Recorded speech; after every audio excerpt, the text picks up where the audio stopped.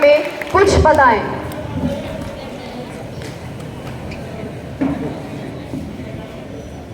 विविधताओं के देश में भाषाओं की फुलवारी है।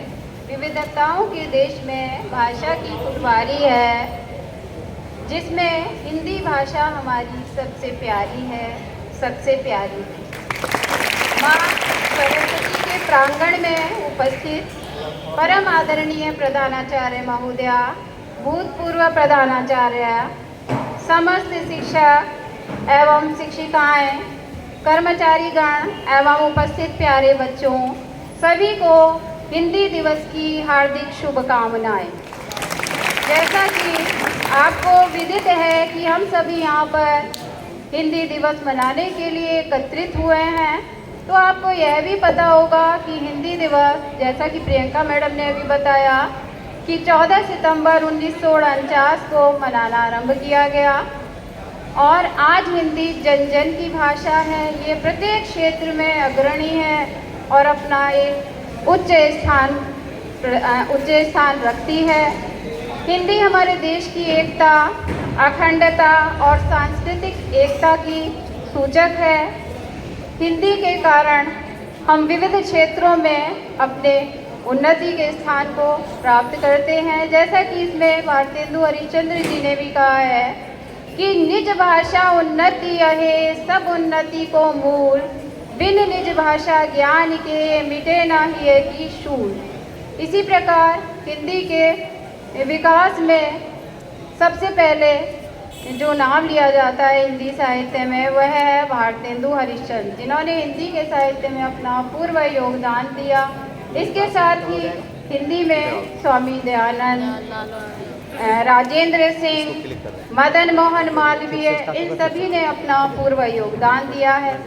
आज हिंदी हमारे देश में बोली जाने वाली सभी भाषाओं में प्रथम स्थान रखती है, इसलिए इसको राजभाषा का दर्जा प्रदान किया गया है और समस्त विश्व में बोली जाने वाली भाषाओं में इसका स्थान चतुर्थ है। हिंदी में आपको पता होगा बच्चों की 5 उपभाषाएं भी हैं, जिसमें कि सबसे पहले पूर्वी हिंदी, दूसरा पश्चिमी हिंदी, तीसरा राजस्थानी हिंदी, चौथा बिहारी हिंदी और 5वां पहाड़ी हिंदी। ये 5 उपभाषाएं हिंदी की हैं और इसकी 18 बोलियां हैं। और हिंदी की लिपि जो है वो है देवनागरी लिपि। इसको बच्चों देवनागरी लिपि में लिखा जाता है। और हिंदी भाषा हमारे देश की शान है, समझ में आ रही तुम्हारे कुछ बात? हमारी आन है। बात में ताली बजाते हो। इस संबंध में मैं कुछ पंक्तियां प्रस्तुत करती हूँ अपनी कविता की। हिंदी हमारी शान है, हिंदी हमारा अभिमान है, हिंदी हमारी चेतना, हिंदी पूर्ण विराम है, हिंदी हमारी वर्तनी, हिंदी हमारा व्याकरण, हिंदी हमारी संस्कृति, हिंदी हमारा आचरण।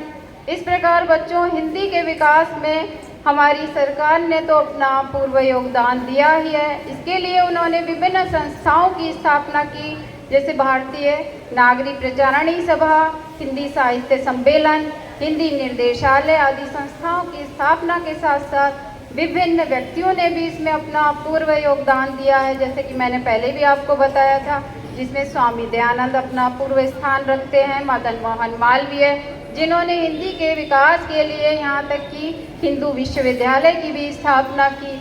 इस प्रकार ये सब सरकार का जितना भी योगदान रहा है, ये तो कर्तव्य सरकार ने पूरा किया ही, साथ ही अब हमारा ही कर्तव्य बन जाता है कि हम अपने युवा वर्ग को जो हिंदी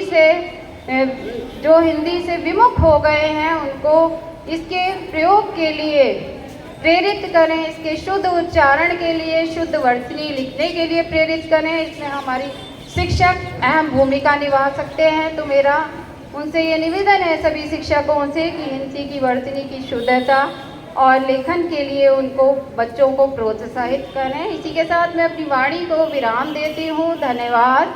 जय हिंद, जय भारत।